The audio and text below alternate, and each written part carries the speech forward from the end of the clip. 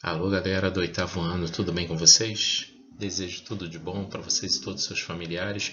Nós vamos começar com uma matéria nova aí, parte integrante do nosso módulo 3, é uma continuação sobre a questão da globalização, que fala sobre o mundo bipolar e multipolar. É importante nós destacarmos isso porque tem o envolvimento da matéria da história, tem o envolvimento da geografia, da geopolítica, que é extremamente importante para a compreensão aí do nosso mundo atual, né, e pós-guerra. Nós vamos entender agora esse fenômeno que é o mundo bipolar. Bem, pessoal, o mundo bipolar, quando fala bipolar, é porque temos dois polos de atuação.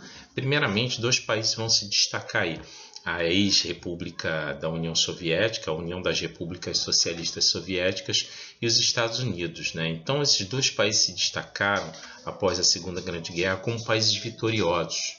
E, obviamente, quando se praticamente entraram em acordo para dividir determinados territórios, principalmente o território da Alemanha, é que começou essa divisão territorial. Cada país, cada potência econômica foi levando, né, um grupo de países para que fizessem parte dessas alianças, tanto alianças econômicas, militares, alianças de ajuda. No caso dos Estados Unidos, se destacou a questão do Plano Marshall. O Plano Marshall que foi uma ajuda financeira para a Europa. A maior parte dos países europeus que adotaram, né, o Plano Marshall, acabaram se tornando o quê? Fizeram alianças com os Estados Unidos, enquanto a União Soviética ela criou um novo acordo que era o Pacto de Varsóvia, e esse pacto estabelecia a mesma coisa que o Plano Marshall, era um plano de ajuda econômica, estrutural, para reconstruir a Europa e grande parte dos países. E os países que fizeram parte, praticamente países do leste europeu, né, países da porção leste da Europa e alguns países da Ásia, se associaram ao Pacto de Varsóvia estabelecido pela União Soviética. Então, nós podemos ver no primeiro momento o seguinte: após a Segunda Grande Guerra Mundial, é que esse mundo se dividiu em dois polos, né? Ou seja, em uma divisão em duas partes, um polo comandado pelos Estados Unidos e um polo comandado pela União Soviética. Logicamente, a União Soviética, por ser um país socialista, formou-se o que? Um bloco socialista. E todos os países que fizeram parte, se associaram à União Soviética, eram socialistas. Enquanto os países que adotaram, né, a política dos Estados Unidos, a política capitalista,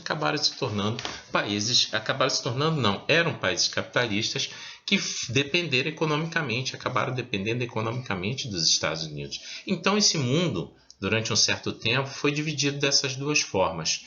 E nós observamos muito durante a história nos conta que essa divisão, esse mundo bipolar existiu até o início dos anos 90. E isso era visto como? Era visto na forma, por exemplo, nas Olimpíadas, em que os favoritos sempre eram os Estados Unidos e a União Soviética, porque produziam os melhores atletas, eram potências econômicas, então havia um alto grau de investimento nesse segmento. A corrida espacial também, né? Ou seja, lançamento de satélites, era aquela corrida entre um país para ver quem dominava o espaço, de certo modo, né?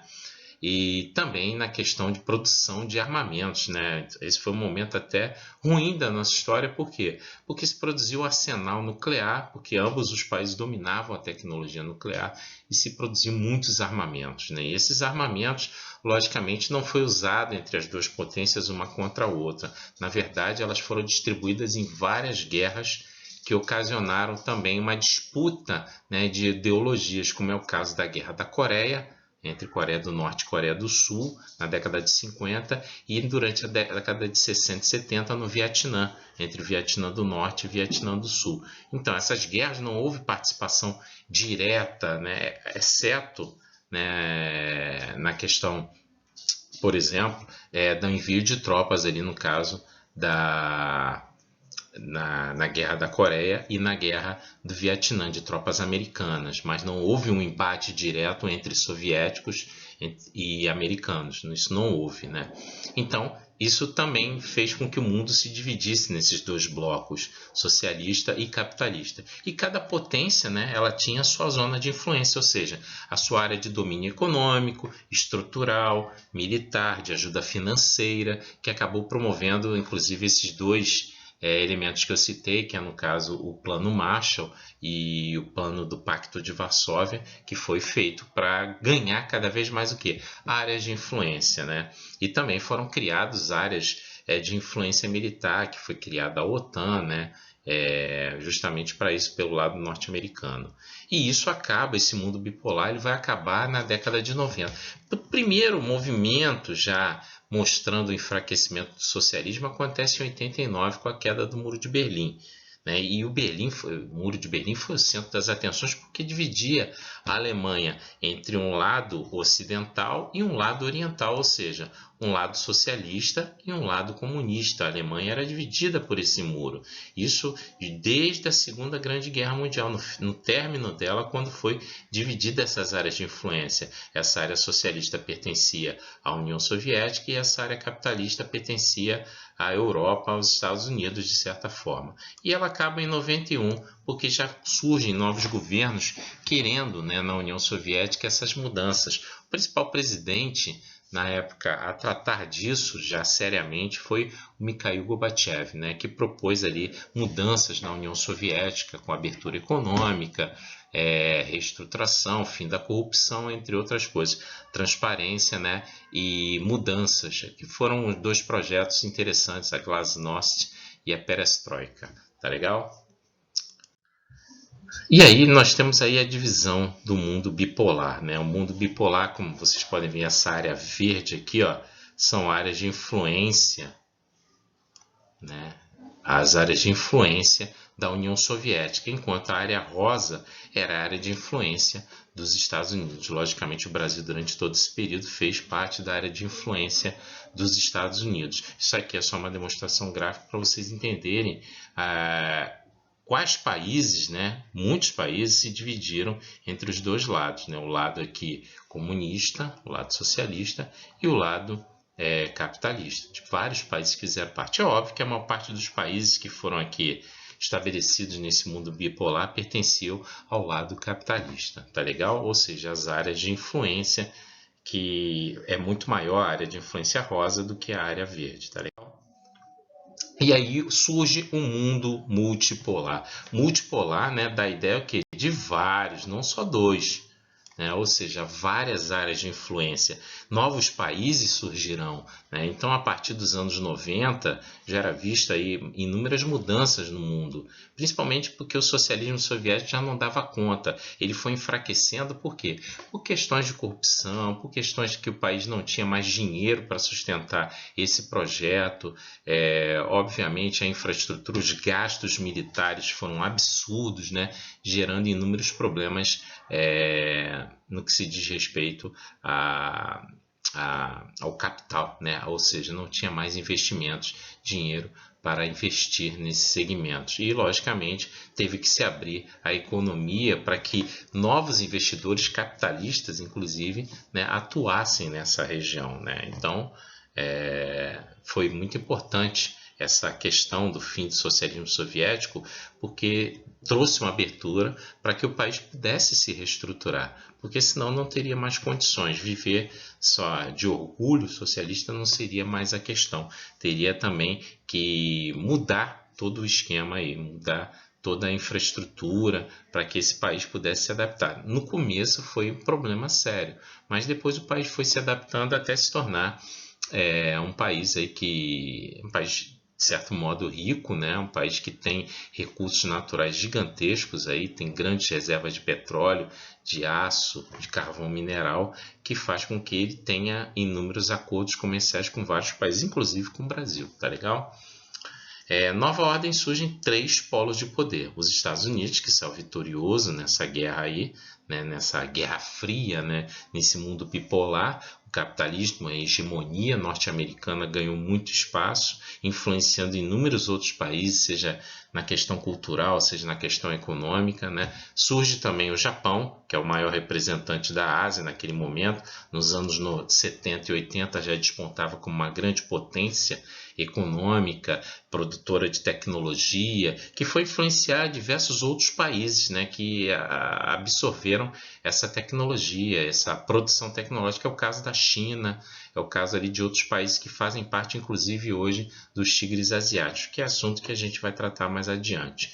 E a União Europeia, que na verdade é um bloco de países europeus, é um bloco de enorme sucesso, um bloco que gerou aí um poder econômico gigantesco, né? Todos os países que fazem parte da União Europeia são países bem-sucedidos, é um país que tem uma boa economia, tem um padrão de qualidade de vida muito melhor. Então a Europa chegou à conclusão que se unir seria a melhor solução para se obter não só poder, hegemonia econômica e política, mas também ser uma área de comércio, né? Um ajudando o outro comercialmente, o que fez com que a União Europeia se tornasse o bloco mais bem-sucedido de todo o planeta, tá legal?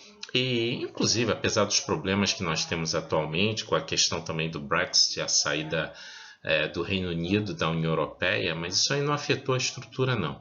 O que está afetando a economia atualmente, hoje no mundo, é a questão do Covid-19, né? Mas isso aí é um assunto para a gente pôr em pauta em outras questões, tá legal? E também existem outras áreas de influência no mundo, como vocês sabem, né? O Oriente Médio, devido ali aos países emergentes por causa do petróleo, né? Principalmente a questão da Arábia Saudita, né? Dos Emirados Árabes Unidos, que são potências ali, países extremamente ricos, justamente por causa da questão do petróleo, né? Temos a China, que já é a segunda maior potência econômica do planeta, só perdendo para os Estados Unidos. É um país que, obviamente, tem muito que se falar, tem capítulos especiais aí falando sobre ele nos livros, né? Inclusive no 9º ano a gente fala muito a questão da China e da Índia como países não só emergentes, mas também grandes potências aí que têm crescimento econômico a cada ano que se passa. Obviamente, a gente não vai levar em conta esse ano ainda, né? Mas a China e a Índia são os países que mais despontam aí como as grandes potências emergentes no planeta. O Brasil se destacava até certo ponto, mas depois foi perdendo espaço, assim como a Rússia também, né, que fazia parte do BRICS, que a gente vai falar mais adiante, tá legal? E a SEI, que é a Rússia, né, que eu citei agora, a Rússia mais a comunidade dos Estados Independentes, que também formam um grande bloco aí, um bloco que atende ali a necessidade. É semelhante em alguns aspectos até à União Soviética. Por quê? Porque todos dependiam da Rússia. Alguns países dependem da Rússia, outros querem se livrar da Rússia, como é o caso da Ucrânia, como é o caso da Chechênia, uns países aí. Vocês, inclusive, falamos de Chechênia, quando falamos ali da questão do nacionalismo, né? Vocês viram que a Chechênia queria se tornar um território, quer se tornar um território independente, não quer depender mais economicamente, estruturalmente, militarmente da Rússia, tá legal? E aí o mundo multipolar na divisão, vocês podem notar que temos duas linhas atuantes aí, uma linha azul que divide as áreas de influência. Você pode ver, por exemplo, que os Estados Unidos ele influencia a América do Norte, a América Central e a América do Sul, que é chamada a junção da América do Sul com a América Central é a América Latina, né? E temos a América do Norte, que é chamada de América Anglo-Saxônica. Então, ela está dividida aqui, né? Apesar de dividida, todos esses países sofrem influência direta dos Estados Unidos, principalmente o Brasil, né?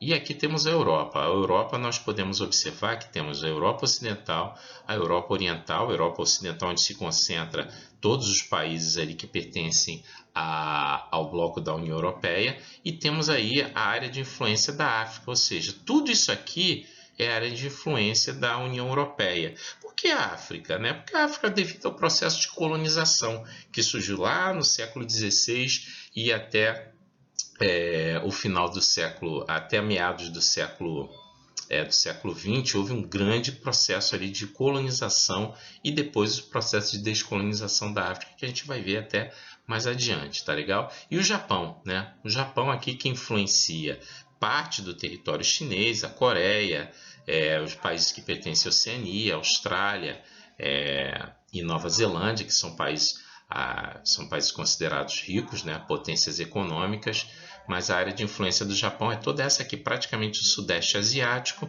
o próprio Japão e a Oceania. Agora, a curiosidade é essa linha vermelha. O que essa linha vermelha está fazendo? Ela está dividindo o mundo praticamente entre norte e sul, em que as potências do norte são as potências o quê? Potências ricas, e as potências do sul são consideradas as potências pobres. Notem que não existe mais a questão do norte e sul quando se chega aqui na Oceania, porque a Austrália e Nova Zelândia, apesar de pertencerem ao hemisfério sul, são países considerados ricos e altamente desenvolvidos. Então essa é uma linha praticamente discriminatória, né? Ela separa os países que são as potências econômicas, os países que têm um desenvolvimento muito elevado, e separa dos países que ainda estão em desenvolvimento, que até mesmo a China está aqui nesse aspecto, nessa divisão, e outros países como o Brasil, que é uma potência emergente, temos outras, a Índia também, mas são países que estão em desenvolvimento, mas têm problemas seríssimos também de ordem estrutural, de ordem social e econômica. Tá legal? E as características desse mundo multipolar, pessoal? O nível de poder de um país é medido pelo seu desenvolvimento tecnológico e científico. É verdade. Você nota que aquela linha discriminatória que nós vimos ali em vermelho, a maior parte desses países tem desenvolvimento tecnológico, desenvolvimento científico. Não é tirar também o mérito da China, do Brasil, de outros países que têm esse domínio. Só que esses países, além de dominarem tecnologicamente e cientificamente, tem a melhor estrutura a nível educacional, demonstram os melhores IDHs do planeta, ou seja, os índices de desenvolvimento humano, tá? São potências militares, econômicas, né, políticas, assim como os Estados Unidos, que é a principal, ainda continua sendo, né, o país que tem, digamos assim, a maior economia do planeta, é um país que tem uma economia muito grande, ou seja, muitos recursos, muito capital, muito dinheiro, né? E investe muito também no poderio militar, por causa dessas áreas de influência, economicamente ajudando esses países que acabam se tornando dependentes dele, e política de influência, né? Notem que o governo americano gosta de se intrometer em tudo que é aspecto, inclusive em intervenções militares, aí, como houve, por exemplo, no Iraque, no Afeganistão, nos últimos tempos aí. E a questão da globalização entra, porque todos os países que fazem parte desse processo multipolar, eles fazem parte da globalização. Por quê? Porque todos os países do mundo comercializam hoje entre si, né? Todos os países, exceto alguns países que são considerados socialistas, como é o caso de Cuba e o caso, por exemplo, da Coreia do Norte, que são países que, apesar de pertencer a esse bloco socialista, eles comercializam com outros países sim. Tá? Eles têm parceria com outros países, tá legal? Mas eles ainda estão atrasados no que se diz respeito à globalização. Por quê? Porque, obviamente, a maior parte da população não usufrui, né, do mercado que nós consumimos aí, que nós participamos, tá legal? Mas a ideia principal quando se fala de globalização é justamente essa ideia de expansão das informações, ou seja, da internet, da comunicação de todo tipo, dos smartphones, né, do acesso à informação, à mídia de todo tipo que nós conseguimos ter, e a relação entre os mercados, ou seja, as parcerias de comércio exterior. Tá legal? Outra coisa que foi uma consequência e é uma característica também muito importante do mundo multipolar, é o surgimento dos blocos econômicos. É o caso da União Europeia, é o caso, por exemplo, aqui do Mercosul no Brasil, né, com relação à América do Sul, outros blocos da Ásia, a ASEAN, a APEC, todos esses blocos que nós vamos ver mais adiante, são blocos que têm parcerias econômicas. Isso aí é um resultado do quê? Da globalização, ou seja, o estreitamento entre os mercados, a relação comercial entre todos os países, um ajudando o outro comercialmente, estruturalmente e financeiramente, é claro. Tá? E o domínio do neoliberalismo, que é um assunto que a gente vai falar assim. O neoliberalismo, vocês se lembram que falamos da primeira parte do capitalismo que falava sobre o liberalismo econômico, ou seja, a participação, né, das empresas, a livre concorrência, a busca pelo lucro, que é característica do capitalismo, tá legal? Mas vamos ver o que é neoliberalismo. né? É uma doutrina que foi desenvolvida nos anos 70, que defende o quê? A liberdade, a absoluta liberdade de mercado, ou seja, o mercado tem que ser livre, ninguém pode se intrometer nesse mercado. E a intervenção estatal é praticamente inexistente, ou seja, o Estado tem que ser chamado de Estado mínimo, ou seja, a mínima participação do Estado nesse processo. Ou seja, há uma liberdade que as empresas do mundo inteiro, o mercado internacional, o mercado financeiro, o mercado das indústrias, das grandes corporações, elas não querem depender da intervenção do Estado. E o Estado não pode se intrometer. Mas de vez em quando ele se intromete sim, porque às vezes as próprias empresas, pedem ajuda para intervir, né, para tentar salvar essas indústrias, sim. Isso aí é uma certa hipocrisia por parte desse processo neoliberal. Mas o neoliberalismo abriu o caminho para uma coisa que foi muito importante, que foi para o neoliberalismo, que foi a privatização, ou seja, vender aquilo, tudo que pertencia ao Estado, que pertence ao país, que é nacional, que foi construído, vender isso para tentar sanar os cofres públicos. Era uma forma de você arrecadar, ou seja, você privatizar aquilo que era improdutivo, aquilo que era desnecessário. Então, alguns setores do setor público, né, alguns setores, algumas empresas, desculpem, do setor público acabaram sendo vendidas. Aqui no Brasil, esse processo começou nos anos 90, com o governo do Fernando Henrique Cardoso, que começou a privatizar, ou seja, vender aquilo que ele achava desnecessário, que o governo achava que não gerava lucro, né? Como, por exemplo, a Vale do Rio Doce, né? Que foi vendida, e outras empresas aí também. No caso, as empresas de telecomunicações, elas foram todas vendidas, né? E aí, obviamente, houve uma melhoria nisso nas empresas de fornecimento de gás também. E aí tem uma luta, né, de privatizar algumas empresas. Mas, no caso, voltando aí para o neoliberalismo, que surgiu em parceria com dois governos, o governo do Reino Unido e o governo dos Estados Unidos, que eram comandados por dois líderes que foram grandes defensores. Eu botei aqui forma, pessoal, mas me perdoem, tá? Foram, tá? Grandes defensores do neoliberalismo, a Margaret Thatcher, né, e o Ronald Reagan, que foi presidente dos Estados Unidos nos anos 80, e a Margaret Thatcher nos anos 70 e 80 foi primeira-ministra do Reino Unido. Então eles foram grandes defensores do neoliberalismo, justamente para intervir cada vez menos, né, nas empresas, para que elas crescessem, as grandes corporações, e privatizar as empresas públicas para obter ganho de capital, para gerar, né, uma fonte de renda aí para os governos. Tá legal, pessoal? Alguma dúvida? Se tiverem alguma dúvida na aula, vocês esclareçam aí. Desejo tudo de bom para vocês. Espero que vocês tenham gostado. E na próxima aula a gente se vê. Tá legal? Um grande abraço.